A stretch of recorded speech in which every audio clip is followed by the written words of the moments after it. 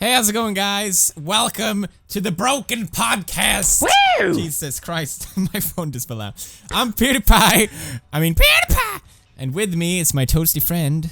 The cinnamon toasty of the Ken. So toasty. So toasty. Yeah. I'm like if you put your Barbie doll Ken in the toaster, I'm what comes out. Beautiful. It comes out beautiful. Because it's not before. Yeah. No, you get a melted face. That's what you get. It's beautiful. Beautiful melted face. But enough about melted faces. We have a quiz to do right away because today is a very special episode, Ken. Tell us why. Oh, because we're gonna play Dungeons and Dragons. We're gonna have Matt Mercer come on and be our dungeon master. He's the voice of like Leon from Resident Evil 4 and the guy from Attack on Titan. What's his name? He looks like he always have to poop. Levi, yeah. Levi, yes, of course. He's gonna come and lead us to victory. First we gotta figure out what kind of character we're gonna have. So we're gonna take an online alignment test to figure out if we're good, evil, neutral, chaotic good. You never know. So we're gonna go. I've seen this meme literally for years because I don't know anything about Dungeons and Dragons, but I always seen that meme like lawful good, lawful neutral, whatever that. I don't know, obviously. So that's what we're gonna find out what we are. Before we get started, we would like to thank Audible for sponsoring this podcast. Audible is the leading provider of audiobooks with more than 180,000 downloadable titles. They're great to listen to when you're stuck in traffic, doing chores, maybe any boring daily tasks you gotta do, you want to distract yourself from. Audible is offering you a free audiobook to try out their service. Last time I listened to The Martian, which is pretty cool. But this time I decided to check out Ready Player One. Ken, what about you? I've been listening to Ender's Game, which I like way more than the movies, and I think that you guys should check that out. Alright, so to download this audiobook for free, or another one of your choice, you can go to audible.com/PewDiePie. That's audible.com/PewDiePie. Yeah.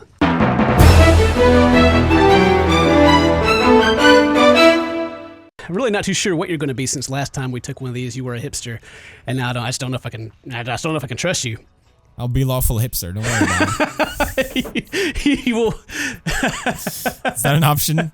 You've never heard of this. You wouldn't. I am the law of indie music. Okay, Is that a PC? Hey, who knows? Is that a PC in the coffee store? Get out! A coffee shop, excuse me. Anyway, all right. Hey, I'm actually. They should have asked that because I'm all about PC. I hate Macs. I do love my iPad though. Damn it! Ah, curses. I have that hipster blood. It's like if my dad was an alcoholic, but I despise him for it. I have it in my blood. Okay, it got dark. Let's move on. Okay. So, the first part of this quiz pertains to your relationship with your family. Okay? So how fitting. Yeah. So keep that in mind. All right. The family elders are expressing disapproval of you to the rest of the family.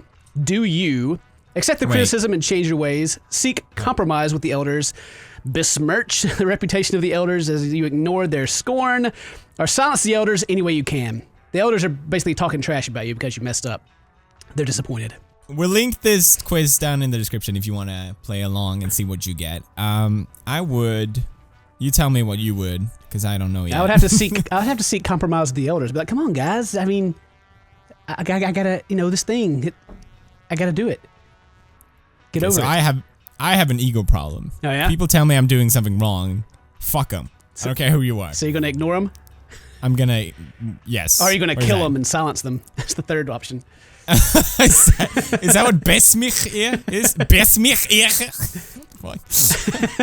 Okay, silence the elders any way I can. Yeah, that sounds like me. Okay.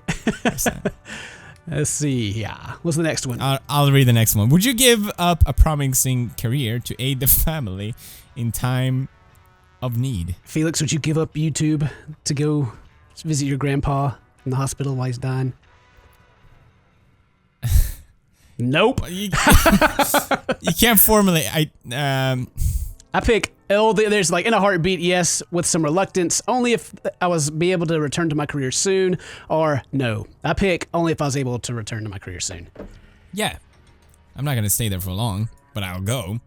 These are some deep questions. What is this game about? I am so Well, we're creating actual people in another dimension, Felix. This is important.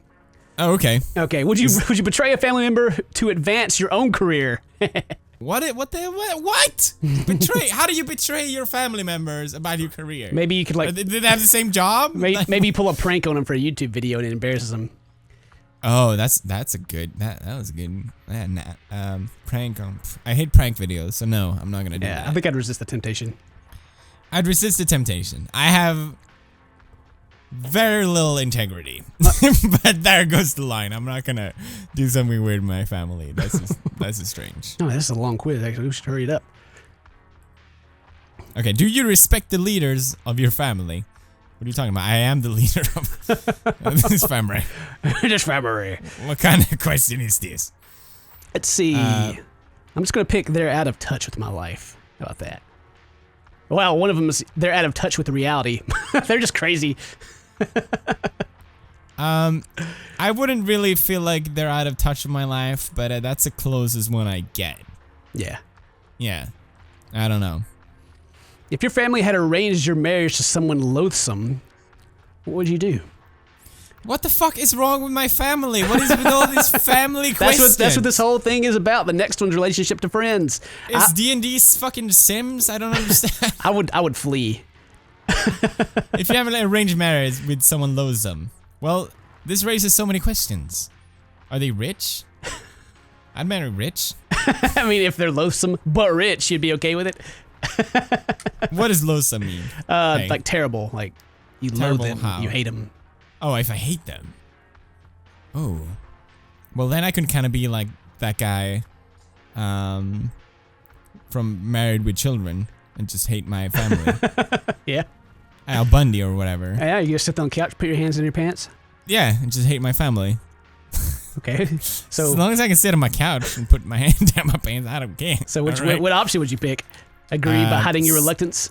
Subtly work against the union. That sounds about right for me. Okay. A powerful but corrupt judge offer you wealth if you testify against a friend.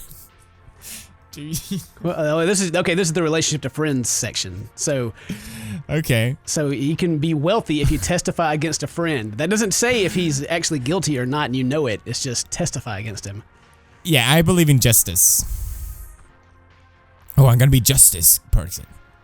Okay. I would take the money and testify, but try to keep your testimony ineffective. Best of both worlds. Yeah, that sounds about right. I'll do that too. Okay. Do you become close to friends or hold most people at a safe distance? I have some close friends. I have some close friends. Yeah. Yeah. Have you ever betrayed a friend? I've done so more than one. I've done so more than once. And sometimes get away with it. Betrayed a friend? Like how? I don't understand. I mean, have you ever like not showing up for recordings? Yeah, I do that. You betrayed me. You betrayed me. I actually don't know if I've actually. I'm sure I have, and just didn't really actually know. I've done so once, maybe. There. Okay. Just I put that too because I don't know. Yeah. Okay. Relationship to community. Do you donate time and money to improve the local community? Nope. Sure do not. No, but I wish I did. Is that an option? Nope. Do you respect the laws and authorities in the community? No, I do not. I will not. I refuse to pick up Edgar's poop, and I will never do it. I picked yes. They're generally the best way to govern.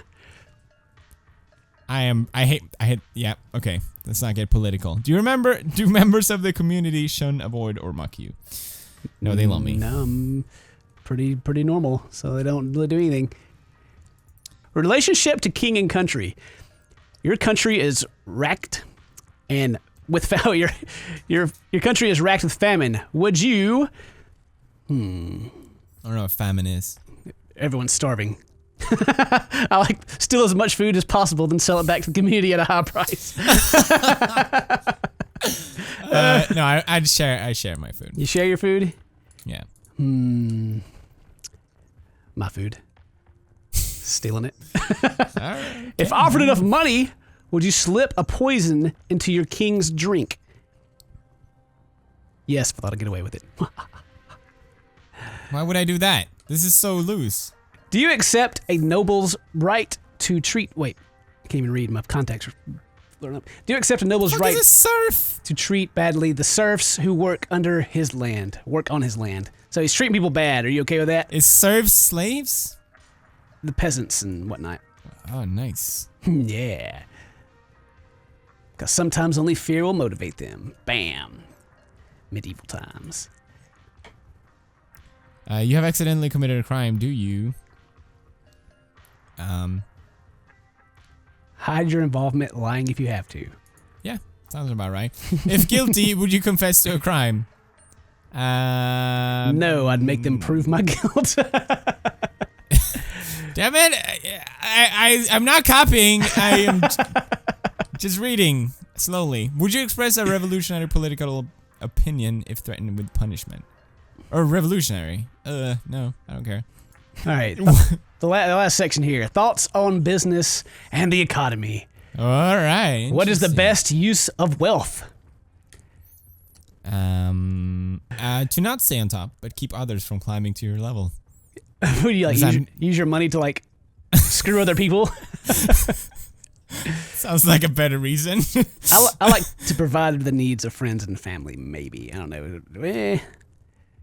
Where's myself on that one? I don't see provide for me.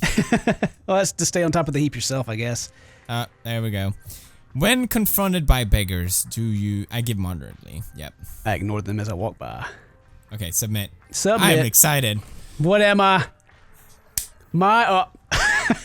Mine is so fitting. Oh my god. Oh yeah? I think yes. Okay. You tell me yours. Okay. Mine is pretty boring, actually. I got neutral. I am just perfectly neutral. Really? You're in the middle? I'm in the middle. Oh, you fucking boring. Why are you even here, Ken? I can do whatever I want. I'm neutral. You know, it doesn't matter to me. It's kind of whatever. See, what does it say? A neutral character does what seems to be a good idea.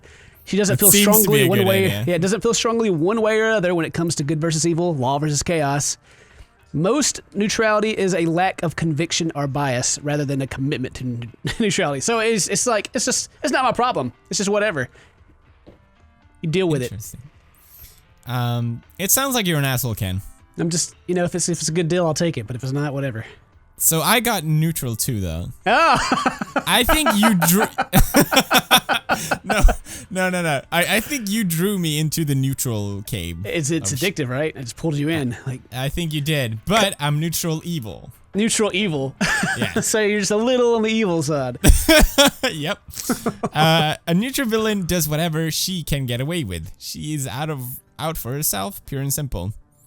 She sheds no tears for those she kills, whether for profit, sport, or convenience. She has no love for other and holds no illusion that following laws, tradition, or codes would make her any better or more noble. Wow, we're actually like the most terrible version, because like if you go to like the chaotic evil and the other, they actually have reasons, you know, or like something. Oh, really? Something like causing them to act like that. We're just doing whatever because it's like whatever. Just because. just at a whim. We're like those 12-year-old girls. It's like, yeah, whatever. I do what I want. It's my life. I do what I want. I do what I want. It's like, please don't kill me. Well, you know, it's a Sunday. Sorry, you got. It's my life. It's my body. I can do what I want. Neutral. All right, so we've done the test. It's finally time to play Dungeons and Dragons. We have Matthew Mercer here as our guest. Matthew, welcome. Thank you guys for having me. I'm excited. We're very excited to have you. I'm so excited when they're like, he does the voice for Leon. I just kind of fanboyed a little bit, and I was like, oh, like the best character ever in Resident Evil. Well, thank you. Well, I'm glad at least I can take that down to destroying you as Rexar and Hearthstone consistently. No! Greetings, traveler. Oh, Jesus. I have literally no idea what we're about to do. Good. Well, I'll give you a quick overview. Yeah, I've been playing D&D for a long time because I'm a huge nerd. But And I actually run a show on Geek and Sundry called Critical Role that's like on Thursdays, and a bunch of voice actors get together and we play D&D weekly. Okay. So we have, we're pretty fun, pretty silly and loose with it. And how the game works is it's communal storytelling. I run the world, I control and decide essentially how difficult things are, how the world reacts to the decisions you guys make. Okay. So you guys have your characters, and you decide what your character says, what actions you want to try and take, and then I'll tell you what you have to do, what you have to roll to try and succeed at whatever action you're trying to do. Not everything requires a roll, like, silly things like picking up a book or opening, an unlocked door, but if something has a challenge to it, I usually have you roll a 20-sided dice, and you add a bonus based on how good your character is at those kind of things. And we'll see if it succeeds or fails, and that kind of drives the story. What if you pick favors, like on sides? What if you favor Ken? Well, Can you do that? Are you gonna like give me some extra loot? Yeah. Yeah. I just feel like you're both in California. I'm just maybe saying. you got something going on. I don't know. I'm keeping an eye on my PayPal. That'll guide how well your bonuses are. So. All right. But yeah, I mean that's fair play. There you go. That's kind of the gist of it. When it comes to any sort of combat stuff, you just take turns. You can do like one big action. You can move around. It's all very kind of just imagination based and improvisational. So don't worry too much about it. We'll have fun, and I think you'll get the idea partway into it. So.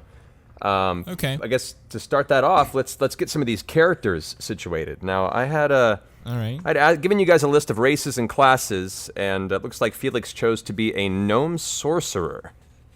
Yes. Alrighty. Do you have a name for your Swedish sorcerer? version. Stefan. Stefan. That's a good name for a gnome Yeah. sorcerer. Do you say Stefano or Stefan? No, just Stefan. No, not Stefano. No, not Stefan. It's No. fucking Stefan. Shut up. Yeah. Stefano's You his can give him a father. voice. Oh, Okay, I he like lives that. on. Sure. Stefan, gnomish son of Stefano. There we go. And what is your alignment, Felix? Is that the thing we did? Yeah. Oh yeah, that's the thing we spent 20 minutes on. Yeah, I'm neutral evil. Neutral evil. This will be interesting. All right. So we have our gnomish sorcerer, Stefan, son of Stefano. Yeah, exactly. And then we have Ken. You chose a dragonborn bard. Is that what? Do they actually have Dragonborn in the game? Or is it called something else? It's called dragonborn, but essentially a half man, half dragon. So you're Really? you're tall, covered in scales. It's kind of cool. Does he have wings? No, not the wings, but you do have the ability to breathe a little bit of dragon breath if you like. Oh, yeah. Okay. The Dragonborn Bard. I'm going to play some Skyrim. I put on a mean rock show. Yeah, you got that. I think What's your bard's name? I'm going to name her Cinderella. Oh, it's so good. Oh, sorry. Cinderella, Okay. the dragonborn bard. Yeah. I can see it in front of me. Dun-dun-dun, dun-dun-dun, dun-dun-dun, dun. Felix, is your gnome, does he ever say, light me up, sweet cheeks? I'm going to light you up, sweet cheeks. That's the quote. From who? From World of Warcraft. Millhouse Manastorm, yo. Yeah, Manastorm. Oh my I god. think I got the Swedish version. Oh my god, 'cause- get out of here. Get out of here. Hey, I played a lot of WoW, all right? Which are we talking about here? Oh well. That's it. Excuse me, I'm choking. It's all right. What is Cinderella's alignment, Ken? She is just straight up neutral. Neutral. All right. We're just a bunch of neutral guys. We just It sounds like Cinderella, doesn't it? just at the whim, whatever. We're neutral. Perfect. So we have Cinderella, the female dragonborn bard, who is neutral. We have Stefan, son of Stefano, the gnome sorcerer, who is neutral evil. Great. All right. So to give you guys a quick overview of how they work, a sorcerer is essentially a magic caster who has innate ability. They're not like a wizard book-learned sorcerer like Gandalf. They're just kind of have the natural ability to fake it and make it work. A bard, of course, is an entertainer, a storyteller, somebody who has learned a lot about the land and inspires people with their words and song, and apparently is also a dragonborn. And an exotic dancer and looking for love in all the wrong places. Exactly. So You cool. just wanted to be a slut, Ken. Is that what you did? What do you mean? How dare you talk to Cinderella like that? I'm just saying that's what it sounds like so far. But please continue. All right, so knowing that, I mean, you guys have your character sheets with you. Kind of gives you an overview. Any of the abilities you want to use, just let me know, and I'll kind of tell you how they work or how they would work into the situation. But I do not have my sheet. You do not have your sheet? That's okay. We actually don't have them. Oh, They didn't tell me sent over anything. to you guys. Oh, well, snappercott. They probably did. Unless I missed the email. Let me see. Yeah. That's okay. It'd be a little hard to play without the character sheets, so we'll pass Yeah, I was those like, over. well, I guess maybe he has them, and we'll just have to roll. And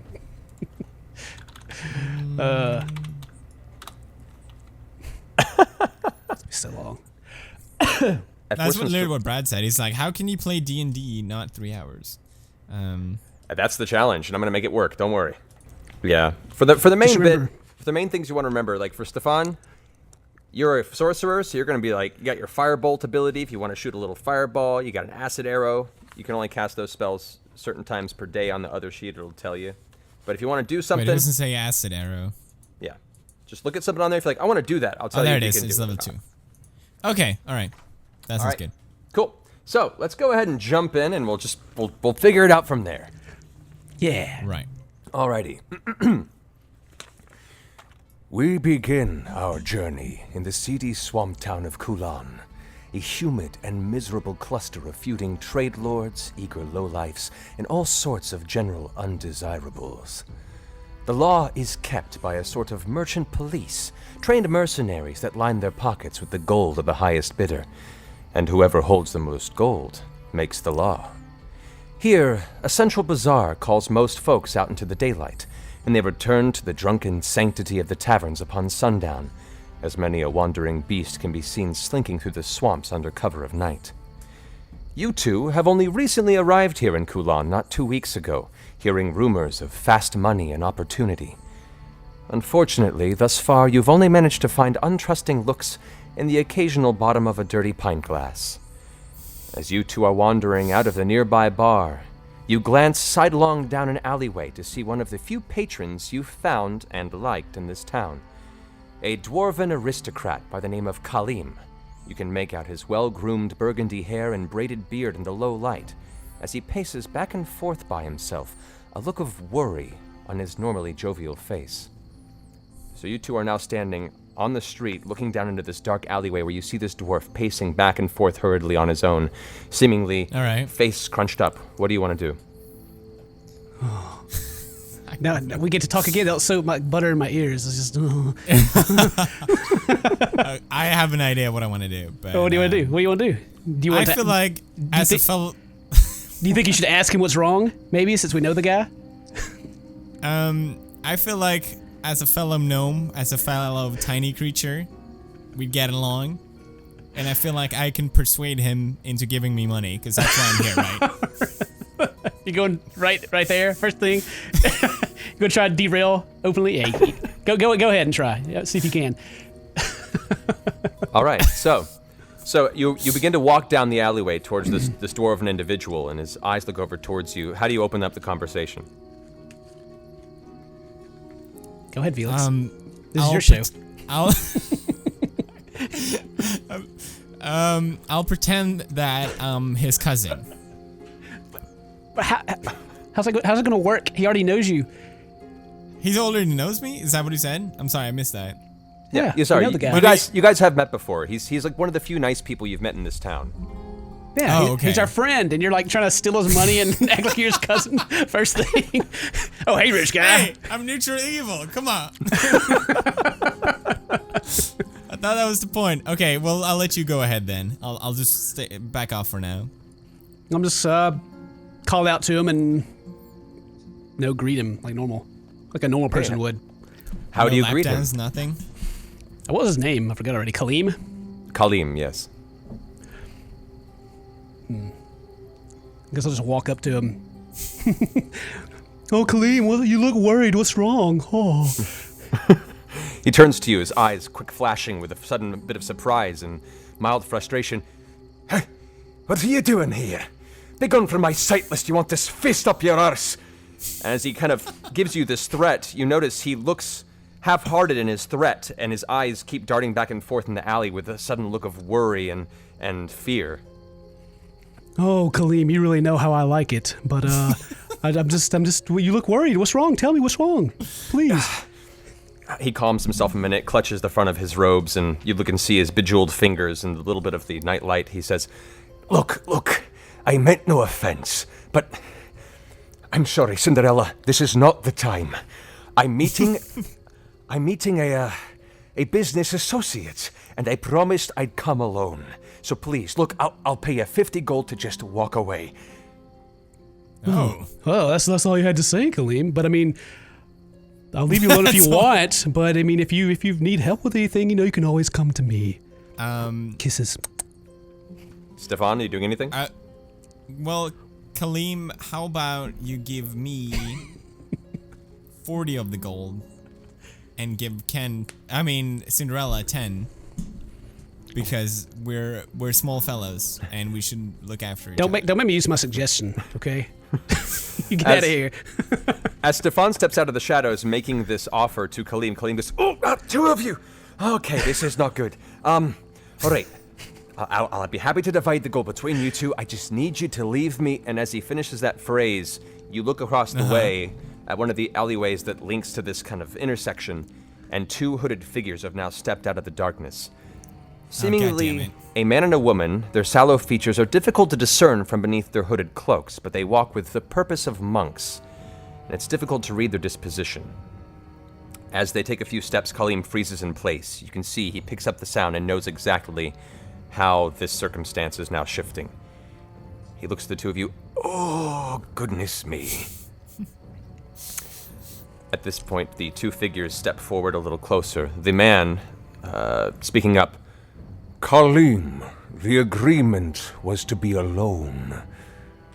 This holds our deal in void. Kaleem, how about that money, Kaleem? Kaleem looks back to you and says, Oh, these are my friends. They're look, I know you said alone, but if we're gonna do business, I think it's best that I feel protected, and they are my bodyguards. Right, boys? and lady? Right, yeah, exactly. We're just here as a little, assurance for our buddy here. He's really worried. Whatever pays, I will do for you, Kaleem. You're my best friend. All right, Cinderella, go ahead and roll a d20 and add your persuasion roll to it. Okay. Actually, how do you... So click on the 20-sided dice. That's the biggest one. And throw that mug. Oh, That's yeah, a 2. Add 2. Oh, yeah. Oh, yeah. That's good, right? Yeah, it's good in golf, not so much in D&D. So we add your persuasion skill of 7 to that, making it a grand total of 9. So as you finish your convincing status as his bodyguard, the two hooded figures stare at each other and glance back at the group of you, and the female, now stepping forward, says, I'm sorry, but this arrangement was only to go one way. They both immediately pull these large scimitars out of their robes, and it looks like a fight's about to go down. Oh. So. Dun, dun, dun. Time to start turns. Yep. So go ahead and roll a d20, both of you, for initiative. Go ahead and roll first, Stefan. Oh, it's my turn. Okay. Yep. Is this one, right? Yep. So that's a 4 plus Heck 1. yeah! You doubled my score. Initiative of 5. Cinderella, you go ahead and roll for your initiative. All right. Come on, Cinderella. Oops. Dun, dun, dun, dun, dun, dun, dun, dun, dun. Yeah! I beat you. Okay. What? Looks like I'm going to die before we even get to take a turn. And a 6. I'm going to roll for their initiative now. Let's see, they roll... All right, they're going first. As this is... So what happens is, as soon as they pull their scimitars out, both of them flank Kaleem. One of them goes ahead and begins to try and strike towards his torso. However, thankfully, not rolling so well, Kaleem, seeing this coming, steps out of the way, manages to parry it with his hand, knocking the blade aside briefly. You can see Kaleem knows a little bit of combat from the way he's moving so quickly. The other one, however, is flanking him, and as she swings her scimitar towards him... Oof. The blade slips into the side of his torso. He gives out an sound of clenched pain as you see red gore begin to now form at the side of his robes. She pulls the scimitar out and pulls back for a second attack. This brings us now to the top of Stefan's turn. Stefan, what do you want to do? Stefan wants to use acid arrow All right. So, and melt their faces off. okay. So, Stefan, you bring your hands up and begin to concentrate, coalescing the arcane energy into the strange, dull glow of green in your hands. As the swirl continues to spiral, you shoot your hands forward, releasing this burst of corrosive energy towards the male or the female. Yes. The female, because she attacked first, right? Yes. Did. The female. All right, towards the female. All right, she's going to go ahead. So go ahead and make a spell attack against her. Go ahead and roll another d20.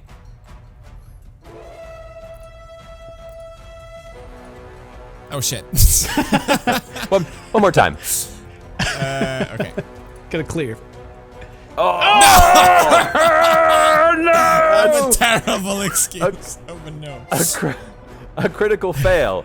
All right, so unfortunately, it's been a while since you've used this explosive power in this town. In your eagerness, you weren't paying attention to your target. The arrow arcs to the side, missing your target, and instead striking Kaleem in the back of the shoulders. No, not Kaleem. I'm sorry, Kaleem. I try to help. All right, you deal 8 points of acid damage to Kaleem. And you can see now the back And of his his shoulders. robe. Yep, the back of his robe and flesh is beginning to melt and sizzle off with a small, opaque smoke. And he begins to scream out in pain, looking over his shoulder. He says, "What are you doing, gnome?" I'm sorry, Kaleem. Cinderella, it's your turn. What do you want Try to to do? save you. Jesus. Okay. Well, I wish to Do something good, Cinderella. attack Kaleem and just put him out of his misery. Because we're not gonna be able to beat these guys. All right. Let's just go ahead and end him. All right, are you using your rapier or your Slowly hand crossbow? corrode- yeah. Just rapier. All right, so go ahead and roll a d20, adding 5 to it.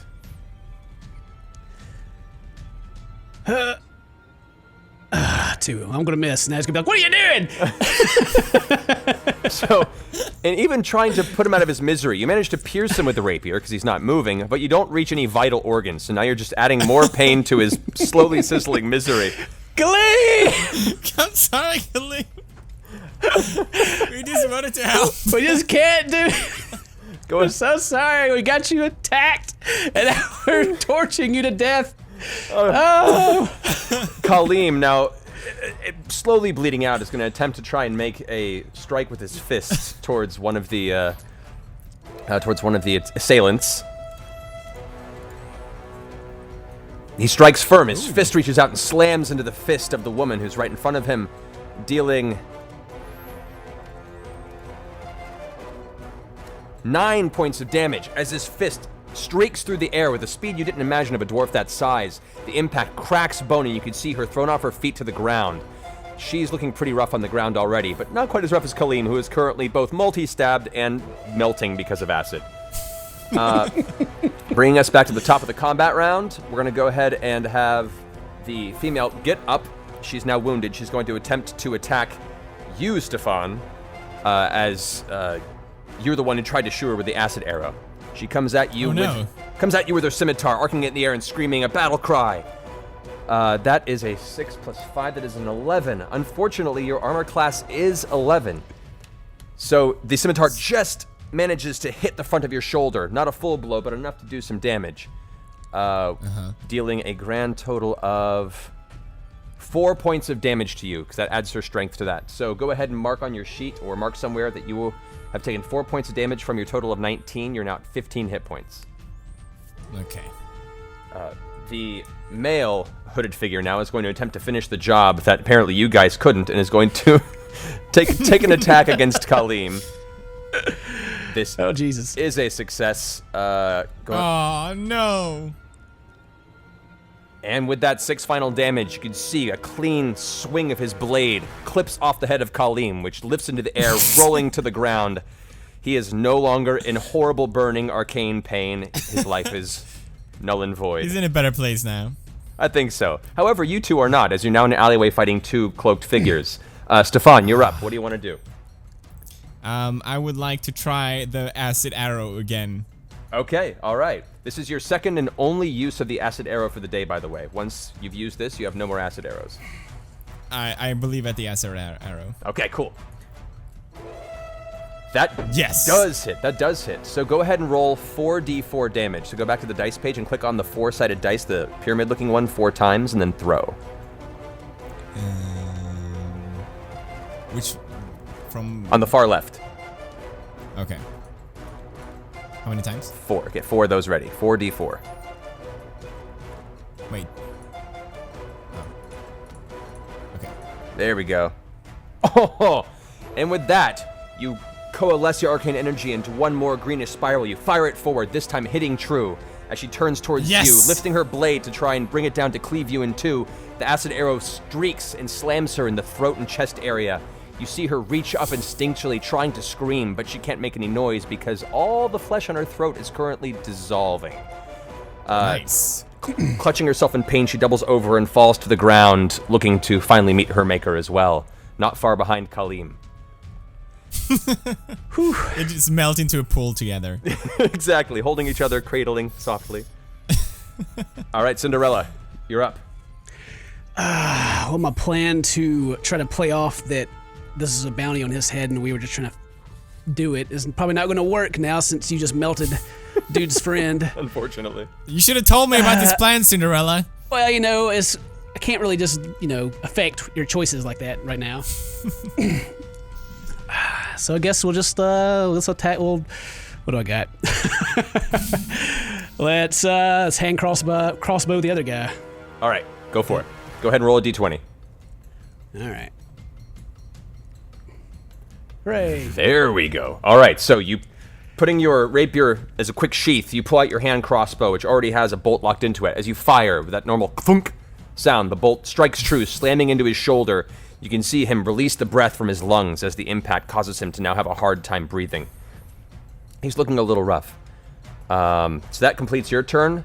Now back to the hooded character's turn, seeing now that he's cornered in the middle of an alley, he's lost his ally, and now has 2 individuals bearing down on him, both of them looking pretty good health-wise.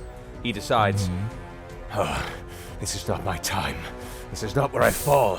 he turns tail and flees down the alley from whence he came.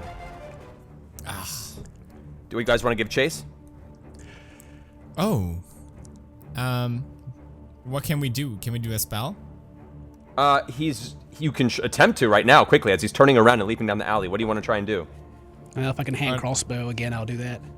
Really? Yeah. Fuck this guy. Okay. All right, go I'll ahead and do roll. a firebolt then. Oh, sorry, you go, Ken. No, I mean, it's Cinderella. your turn. So. Technically, you'd go first, Oh. so go ahead, Stefan. Roll for a firebolt. Okay, firebolt because I don't like his attitude. Okay. Is that which one do I roll? So D20 21? again. Oh my god. I am not very good with the fireballs. As he goes running past, you almost strike him with the firebolt, but instead the blast of fiery arcane energy hits the side of the alleyway wall itself, knocking shards of wood out into the night darkness. He runs back. There's just a little bit of invisible as you, Cinderella, take your secondary shot with your hand crossbow. Go ahead and roll another d20. That does hit. Now go ahead and roll for damage on that. That is a d6. Get him, Cinderella. So that's 3 plus 5. 8 points of damage. That's awesome.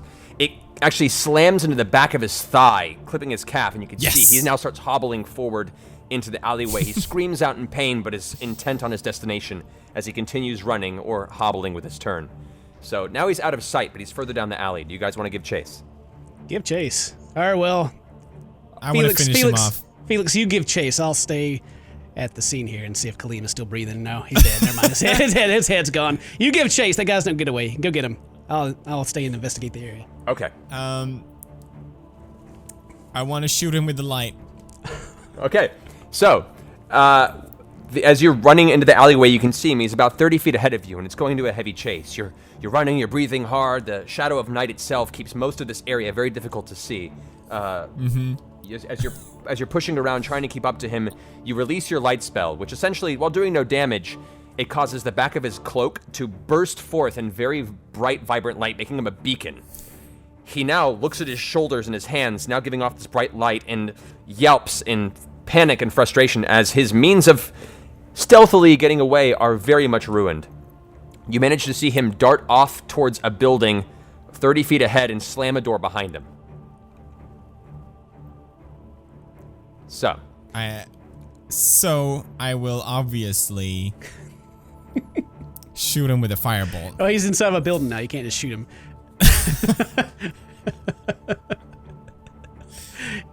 I will obviously.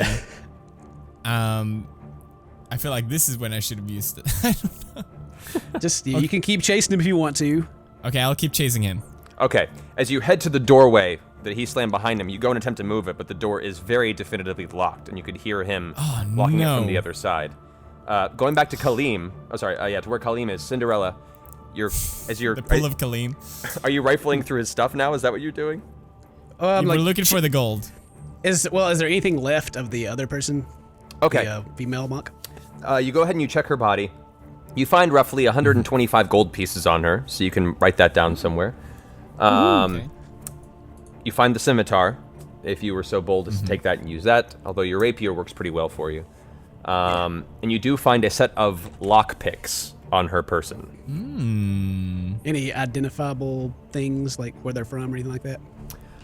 Not at the moment, although you do notice on her robe, as well as on her hands a little bit, there appears to be a little bit of blood, but it's dried blood. It looks like it's been there for a while and just hasn't been washed off. Interesting. It's a shame my acid arrow just melted all evidence. Possibly just mercenaries. Okay. Very, very possible. Can we loot Kaleem? You can. You're not there. You can't do anything. You shut up. Oh, sorry. I thought I was. You're still back at the door as it's locked. I'm very slow. I got it. Okay. That's okay. So yeah, and you find those on her. You also find what looks like a medallion that's now partially melted, thanks to the acid arrow, but it has some sort of strange inscription on it, like a number of symbols. Go ahead and roll a d20 for a religion check. Bam, religion. There you go. That's 12 plus 2, because your bard has 2 in religion, as a 14. Looking at this is definitely a religious symbol. However, it's a very ancient one, and one that looks definitely outside of the most recent pantheon. It looks devious, and definitely, from what you can tell, probably a not very positive god of worship. So that's what you gather. Kaleem, you managed to find all of his rings and his fingers, which are probably worth some cash should you decide to hawk them later. So the gold reward was just a hoax. I knew it. I never liked Kaleem. From the minute I saw him. He didn't even have 50 gold on him. He did not even have the 50 gold. We risked our life for you, Kaleem. We tried to give you a nice death. I'm glad I shot him now. So, as Cinderella, as you catch up to Stefan, you can see Stefan struggling with this locked door on the outskirts of this building. Okay. Can I identify the building? Like, is it a church or anything like that? Anything crazy? Looking at it, it's hard to make out. Go ahead and make a perception roll. Roll a d20. Okay. I'm just wondering if, like, they're hooded dudes and they look like monks and they run into a church and oh yeah, they're definitely... You have no idea what this building is. Is this even a building? What is this? As you shout that out, Stefan, you turn around and look up and immediately see a sign hanging over the door that says, Butcher. Oh, how did you not notice that, Cinderella? What? Notice what? Look at the sign right there. What sign? It says Butcher. No, it doesn't. Jesus Christ. Just let me do this, alright? Alright, so you're standing at the locked door, and you gingerly hear footsteps in the inside dissipating and going quiet. Alright. Cinderella? Is there... Did you find perhaps any keys before? So we could open this door. Do you think there could be another door that he possibly could be heading to that we could probably go around and find or something? I'd say I just used a firebolt on the door. You didn't find any keys? Didn't find any keys. You found a lockpick. Oh yeah, I forgot about a lockpick. Well, let me just stand back. Let me just lockpick this door. You don't even know it's a door. I mean, You don't even know what's going on, Cinderella. That's a keyhole, and I can handle that. Okay. You So should just give it to me. stand because I have- back and watch a master at work. I'm gonna pick this lock. Okay. Maybe you should go around and see if there's another way. I'll stay right here. Okay.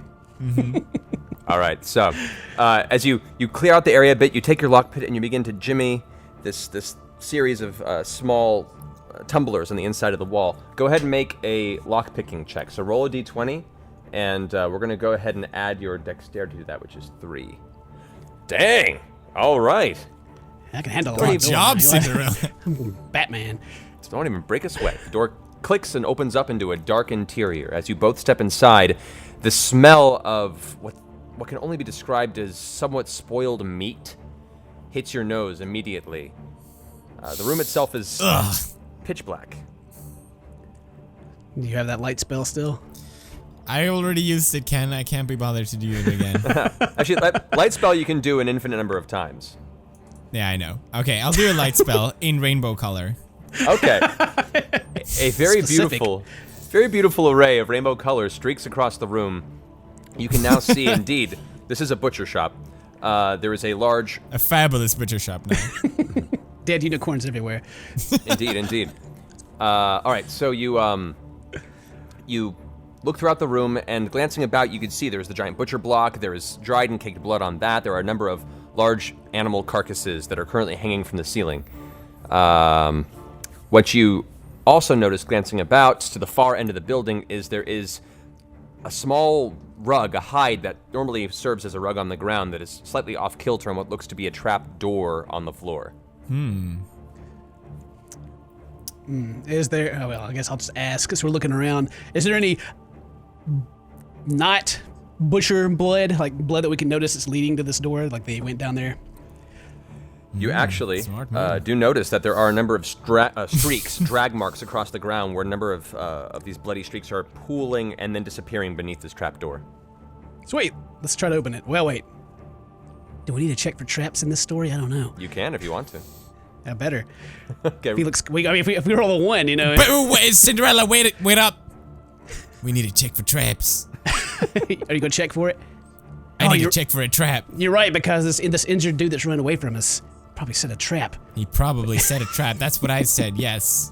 I'm Stefan. I know this. Oops, sorry. Stefan rolls a 12 plus a 4. Comes to a 16 total. Stefan, as you're looking about the outskirts of this trapdoor, you do notice that there is some sort of a tripwire that's been attached to it. Should it be opened, something bad would occur. If you'd like to, you can Cinderella, I attempt to just disable it. saved your life. What skill is that? For this, we'll go ahead and say you could probably use those thieves tools, the lockpick tool set that you got from Cinderella, and attempt it. Stand back! No, Cinderella, it's my turn. I need Fine. to prove my worth.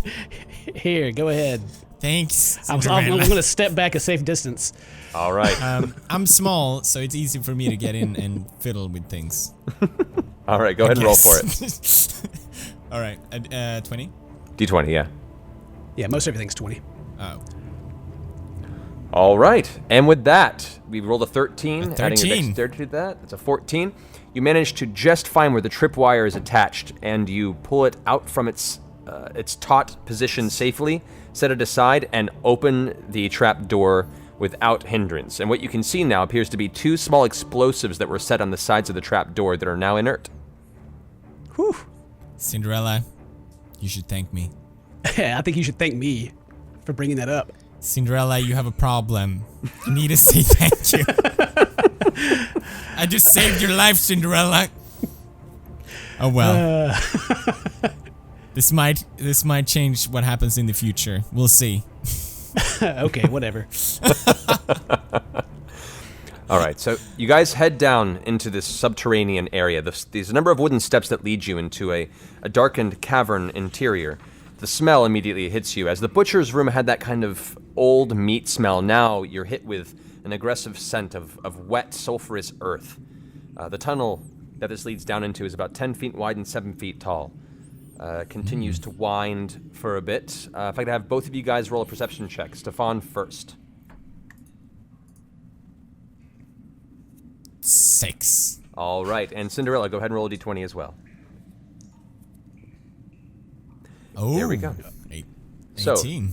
Stefan, as you step forward, Cinderella, you instinctively reach out and grab him by the shoulder and hold him back for a moment as you see something along the ceiling is crawling. How and do I slowly reach his moving. shoulders? No, I'm grabbing you. Oh, okay. There's some strange, looks like a leathery entity that's crawling across the ceiling about 20 feet ahead of you. A leathery. What is that? Someone who knows fashion, I guess. All right, can we identify it?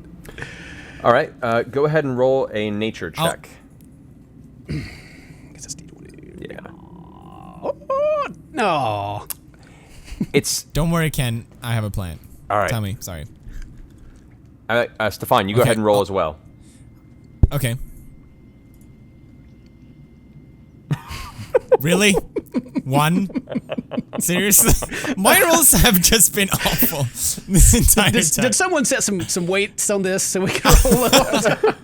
So I don't even know why I'm here. So Cinderella with a 9 and Stefan with a 1. They both see this strange leather creature, but just you're not really familiar with what it is. It just doesn't look fun. So you begin to just wait for a moment. You watch it slowly slink away into a small crack of the wall and vanish. Thankfully, you managed to catch it, so it didn't seem to notice you're there or make any sort of move upon you, and it's no longer a danger. Ooh, But you don't know what it is. this sounds scary. Okay, where's the blood going? This So? is the part where I say, let's just go back. Oh, you want to leave? We got Kalim's rings. We got 120 gold. Let's just go home. It's dark and scary down here. Stefan, I don't Khalid like the was our Cinderella. friend. He was our friend, and we owe it to him. You straight up murdered him. You shot him with acid. I was just trying to put him out of his misery because you screwed up. Cinderella, I'm scared. I don't want to be here.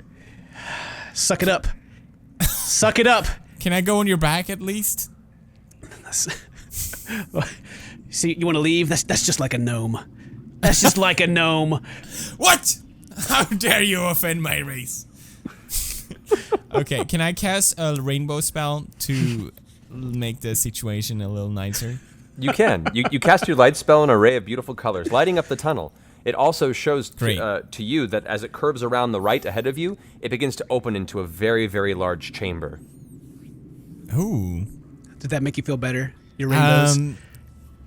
What noise does the chamber make? All right, as you guys quietly approach, go ahead and make a perception roll, Stefan. So roll a d20. 4. All right. Come on. As you approach, you can hear what sounds like low whispers, but you can't make out any of the actual language being spoken. As you guys turn, Red flag. so you guys turn the corner, trying not to be seen. Both of you make a stealth roll. So both of you roll a d20. Stefan first. Okay. All right. 9. So adding 1, that's a 10, which is not bad. Cinderella, you go ahead and roll a d20 as well. All right. Oh, God. That is an 8. So We are so lost.